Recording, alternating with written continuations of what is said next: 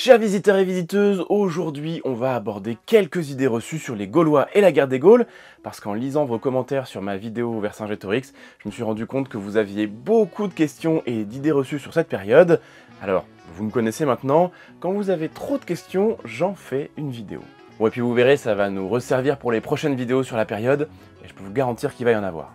C'est un outil surprise qui nous servira plus tard. La Gaule n'existait pas et serait une invention de Jules César.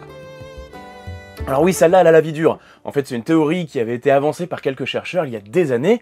Non, c'est des chercheurs très sérieux, ils ont commencé à travailler sur l'hypothèse que la Gaule n'aurait été définie que par Jules César, et que le concept même de Gaule n'aurait en fait jamais existé. César aurait utilisé cette idée de Gaule pour valoriser ses talents de conquérant, se faire bien voir auprès des Romains et asseoir ses ambitions politiques. Toutefois, il faut être très prudent avec cette hypothèse. Certes, le concept de Gaule est probablement beaucoup plus marqué et défini de nos jours qu'il ne l'était dans l'Antiquité, mais c'est probablement pas une invention de Jules César. Désolé. C'est là toute la subtilité de son récit de la guerre des Gaules. Sur certains points, l'ouvrage est probablement de la propagande à sa gloire, mais il n'a absolument pas pu mentir sur tout. Les Romains étaient très familiers avec les Gaulois, le commerce avec ces derniers était déjà très développé. Les Gaulois combattaient dans les armées romaines, et certains aristocrates de Gaule étaient élevés à Rome.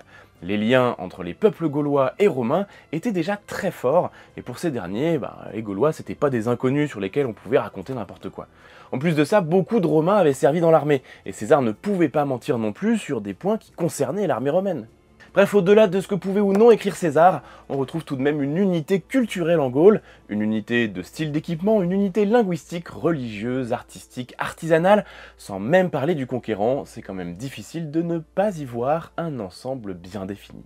Alors avant de continuer sur les autres idées reçues, Vercingétorix est-il un nom ou un titre, la localisation d'Alésia évidemment, les casques à cornes et les Gaulois réfractaires, c'est le moment de parler du sponsor du jour. Et cette fois, c'est HelloFresh qui sponsorise la vidéo. Alors autant d'ordinaire, je teste soigneusement tout ce dont je vous parle en sponsor, autant là en plus de ça, je suis complètement enthousiaste, j'ai vraiment beaucoup accroché avec le concept. Le principe d'HelloFresh est assez simple. Chaque semaine, vous choisissez un nombre de repas pour un nombre de personnes. Vous choisissez également vos recettes et vous recevez un colis frais avec tous les ingrédients pour les plats que vous avez choisis. Moi qui me bats en ce moment pour retrouver une alimentation stable et variée et faire du sport, je vais pas vous mentir, le test d'HelloFresh, ça a été une véritable bénédiction. Les recettes sont faciles à faire, selon votre temps et vos envies, vous pouvez en prendre des longues, des express, des végétariennes, des faibles calories. Tout arrive dans des sacs en papier séparés par repas. Ça fait 2 semaines que je teste et l'heure de préparer les recettes, c'est devenu vraiment un moment phare de ma journée, d'autant plus que ça me permet de faire une vraie pause et je peux vous garantir que j'en ai besoin. Alors je vais pas vous mentir, moi-même j'ai du mal à y croire parce que je cuisinais jamais avant, je préférais commander ou manger n'importe quoi et là vraiment ça me change la vie. Du coup je vous encourage vraiment à tester ça, ça peut vous faire des repas un peu chouettes dans la semaine et découvrir de nouvelles recettes. Alors comme toujours, en suivant le lien dans la description, vous aurez accès à une belle promotion ici jusqu'à 80 € sur vos 3 premières box, et si besoin, vous pouvez arrêter votre abonnement quand vous le voulez. En tout cas, moi je vous avoue que je suis complètement conquis, et je vais garder mon abonnement bien après la sponsor. Sur ce, retour aux idées reçues des Gaulois et de la guerre des Gaules. Vercingétorix est un titre et pas un nom. Alors cette théorie aussi a été étudiée par des chercheurs sérieux avant d'être mise un peu de côté parce qu'elle a trop peu de preuves pour la rendre solide en fait. Vercingétorix en gaulois, ça veut dire chef des grands guerriers ou grand roi des guerriers. Oui, c'est plutôt classe quand même. Hein. Alors après, on doit effectivement se demander si c'est pas un titre finalement plus qu'un nom réel. Mais force est de constater que beaucoup de noms gaulois que nous connaissons ne se rapportent pas forcément à leur activité ou à leur statut. L'oncle de Vercingétorix, par exemple, s'appelait Gobanitio. Le nom est construit à partir de la racine goben, qui désigne un forgeron. L'oncle de Vercingétorix n'était pourtant pas forgeron, et le nom pourrait en fait être une référence à une divinité.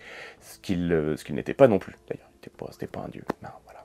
Mais plus proche de nous, moi je m'appelle Thibaut en fait, c'est un vieux nom qui pourrait se traduire par peuple hardi. Et pourtant, je pense pas être le représentant de tout un peuple hardi. Peut-être vous, c'est mis en visiteur, oui, car je sais que vous êtes hardi. Tout ça pour dire que Vercingétorix pourrait être un titre, mais à l'heure actuelle de nos connaissances sur les noms gaulois, rien n'est moins sûr. Quelle était la capillarité des Gaulois ? Alors les Gaulois, cheveux longs, moustache, barbe peut-être? Non, attendez, c'était cheveux courts et rasés de près. Je crois que c'est ça. Eh bien la réponse, c'est probablement tout cela à la fois. En fait, il y a quelque chose de capital qu'on oublie quand on essaye de répondre à cette question, c'est la notion de mode. Pensez bien qu'en plusieurs siècles, sur un territoire où cohabitent plusieurs peuples, il y a eu beaucoup d'effets de mode, probablement différents d'une région à l'autre, et également d'une époque à l'autre. Et c'est comme ça qu'on retrouve dans les sources des Gaulois avec des barbes, avec les cheveux mi-longs, des moustaches parfois tout à fait glabres et les cheveux courts, ou bien avec des barbiches bien taillées. C'est difficile en réalité de faire une généralité de ces informations. L'image systématique du Gaulois à moustache et cheveux longs, voire des tresses, celle-là par contre elle est complètement erronée.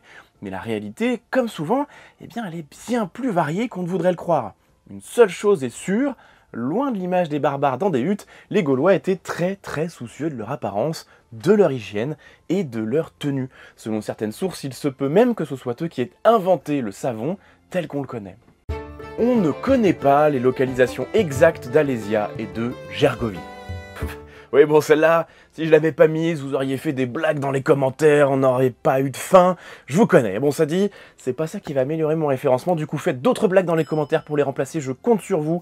Je les lirai avec plaisir. Et n'oubliez pas de vous abonner à la chaîne également. Ça sert toujours.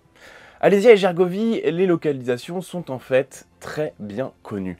Les deux sites... Wow Les deux sites ont fait l'objet de recherches internationales très sérieuses, multiples, et le doute n'est pour ainsi dire pas permis.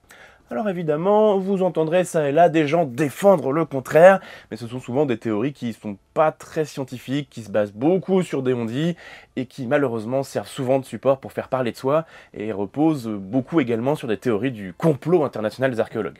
Oui, le complot international des archéologues, rien que ça.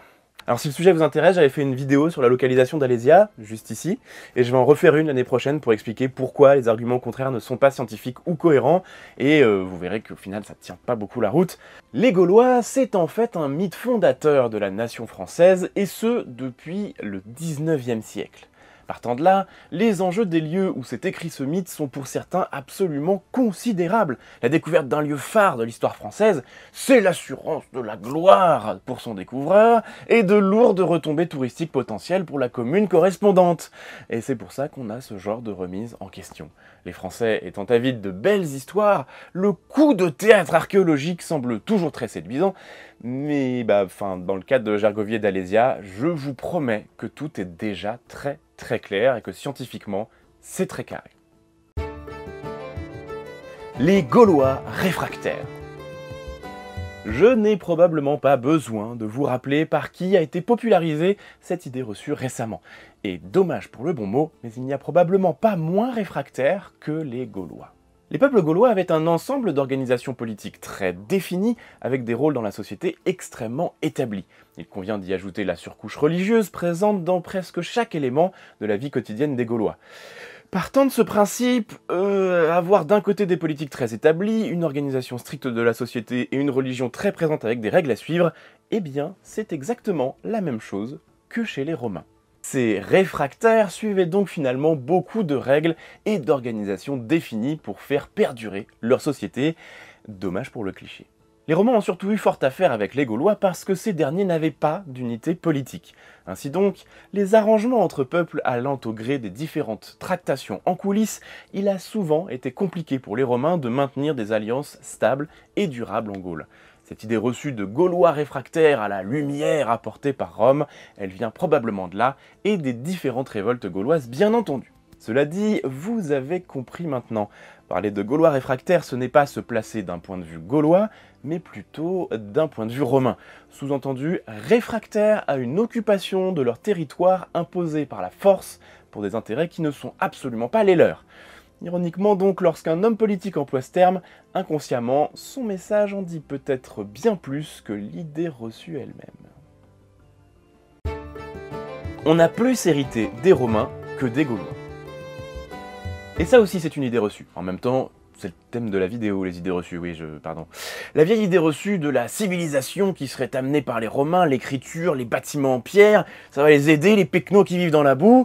Eh bien, encore une fois, on est complètement, mais alors complètement à côté de la plaque. Et plus ça va, plus les recherches avancent et plus on se rend compte que cette idée est encore plus fausse qu'on ne le pensait. Prenons les bâtiments en pierre par exemple, on en découvre de plus en plus chez les Gaulois, notamment dans le sud de la France.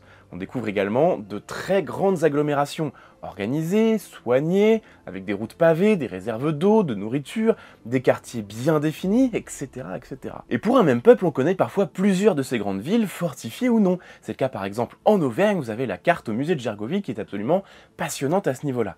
D'ailleurs, j'évoquais les routes un peu avant, on dit souvent que les Romains ont apporté leur fameuse voie romaine en Gaule, les voies romaines ceci, les voies romaines cela. En réalité, les routes romaines en Gaule se sont construites sur les routes gauloises. Elles étaient déjà très présentes, les routes gauloises. C'est ce réseau routier qui permettait un grand volume d'échanges de marchandises chez ces grands commerçants qu'étaient les Gaulois. D'ailleurs, certains chercheurs pensent que si César a pu déplacer aussi vite ses légions d'un bout à l'autre de la Gaule pendant la guerre des Gaules, c'est bien parce que les routes étaient déjà très nombreuses et très praticables. Ah, mais tant que j'y pense, les Gaulois écrivaient bel et bien, hein, alors en langue gauloise, effectivement, mais avec un alphabet grec ou latin. Cependant, ils préféraient utiliser l'écriture pour tout ce qui est un peu terre-à-terre, comme le commerce par exemple, et garder l'oral pour leurs récits. C'est pour ça qu'on croit souvent à tort que les Gaulois n'avaient pas l'écriture, mais ils connaissaient très bien ça. En fait, il pourrait être plus juste de dire qu'en l'état actuel de nos connaissances, les Gaulois n'avaient probablement pas de littérature, c'est-à-dire des œuvres écrites dans un but purement esthétique. En revanche, leur qualité de poète, conteur, philosophe semble très bien connue à l'époque au travers de leur tradition de l'oral. Côté hygiène, écoutez, les Romains disent que les Gaulois étaient plus soucieux de leur apparence et de leur mise que les Romains eux-mêmes. Voilà. Alors évidemment, on parle des Romains, hein, c'est-à-dire avec leurs bains, leurs belles tenues colorées, les tissus de qualité, les bijoux, les parfums, voilà, Rome quoi. Imaginez chez les Gaulois, encore plus luxueux, encore plus coloré, encore plus d'hygiène, ça fait du mal au cliché du barbare boueux dont on parlait tout à l'heure. Hein. Même chose pour la langue d'ailleurs, beaucoup de mots gaulois sont restés dans le français, notamment ceux liés aux animaux ou à l'agriculture. Enfin bon, tout ça pour vous dire que, là je pars dans tous les sens, mais en réalité, notre héritage culturel, c'est le fruit d'un mélange de Gaulois, de Grecs et de Romains, mais également de toutes les autres influences du territoire français à travers les siècles, qui ont toujours été nombreuses et le sont encore. Et ça, on va aussi en reparler, vous en faites pas. La guerre des Gaules, c'était uniquement des combats entre Gaulois et Romains. C'est vrai qu'on voit souvent la guerre des Gaules comme un combat à mort entre Gaulois et Romains pour la liberté, mais ça, en réalité, ça fait intervenir beaucoup plus de peuples que ça. Voilà, par exemple, on avait les Germains, qui sont des peuples de l'actuelle Allemagne, qui se sont battus contre des coalitions de Gaulois et de Romains pendant la guerre des Gaules. De la même manière, certains Germains ont combattu comme auxiliaires pour César, et certains disent même que sans eux, les Romains auraient été vaincus à Alésia. En termes de présence, c'est quand même pas rien, hein, j'ai envie de vous dire.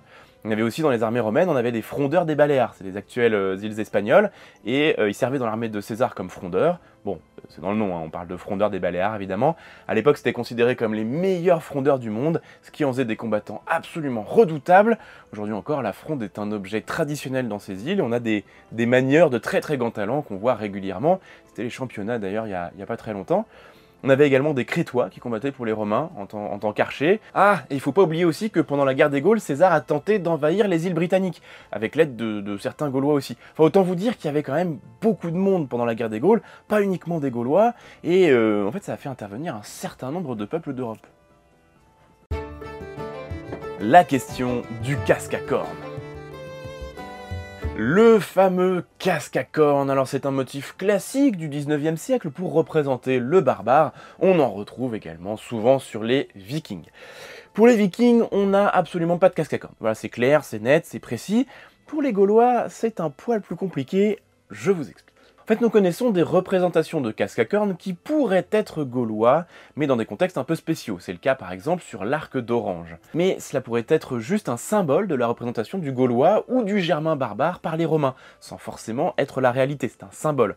On en voit également sur le fameux chaudron de Gundestrup, mais cette scène fait intervenir des divinités, une cérémonie méconnue, des animaux étranges. C'est difficile de prendre ça pour une réalité absolue. L'archéologie ne nous a pas livré de casque à cornes et aucune description d'auteur ne mentionne la chose. Le casque le plus proche des Gaulois qui pourrait avoir eu une forme de corne, c'est le casque du pont de Waterloo à Londres. Cependant, c'est un casque probablement plus vieux que la guerre des Gaules d'au moins un siècle, et c'est un casque breton. Alors certes, les Bretons sont des Celtes comme les Gaulois, mais si leur culture partage de nombreuses similarités, eh bien elle n'en reste pas moins différente. C'est difficile de faire un vrai bon parallèle dans ces conditions. Oh oui, quand je parle de Bretons, dans ce cas, c'est pas nos amis de l'Ouest et du beurre salé, hein, mais bien ceux de Grande-Bretagne à l'époque. Évidemment, rappelons Rappelons que si tous les Gaulois étaient celtes, tous les Celtes n'étaient pas Gaulois. Il existe donc un ensemble de peuples celtes, mais avec parfois de très grandes différences de l'un à l'autre. Bref, le casque à cornes c'est quelque chose qui semble très à la marge, et pour le moment, par prudence, il faudrait plutôt relier ça à des objets destinés à des pratiques de cérémonie, parce que des casques gaulois rigolos, on en a plein d'autres, et ce sont très probablement des casques de cérémonie aussi, mais ça reste assez amusant. Voilà, je vais vous donner quelques exemples. On a par exemple ceux de Tintignac, les casques de Tintignac. Il y en a un qui a un motif de cygne, et l'autre qui a 3 anneaux, probablement pour jouer au Quidditch, je ne sais pas trop. On peut voir également sur le chaudron de Gundestrup, dont je parlais tout à l'heure, des cavaliers qui ont des casques avec des cimiers qui reprennent des motifs gaulois classiques. C'est comme ça qu'on trouve des formes d'oiseaux, des formes de sangliers, des formes de roues, etc., etc. On a le casque de Norsberstead qui a été découvert assez récemment, en 2008, avec un incroyable cimier double éventail, tout en magnifique motif ajouré. Il est vraiment superbe ce casque, mais il pose plein de questions. Enfin voilà, tant pis pour les cornes, j'ai envie de vous dire. Et maintenant, vous pouvez remplacer les cornes un peu, voilà, par plein d'autres trucs un peu rigolos. Voilà, c'est les Gaulois, on aime les trucs rigolos. Alors des idées reçues sur les Gaulois, il y en a beaucoup d'autres en fait. Ils se battaient nus, ils étaient désorganisés, ils mangeaient des sangliers, j'en passe des meilleurs. Mais pour aujourd'hui, on va s'arrêter là. J'espère que j'ai répondu à toutes vos questions sur la période de la guerre des Gaules. Gardez tout ça en tête, comme je vous le disais.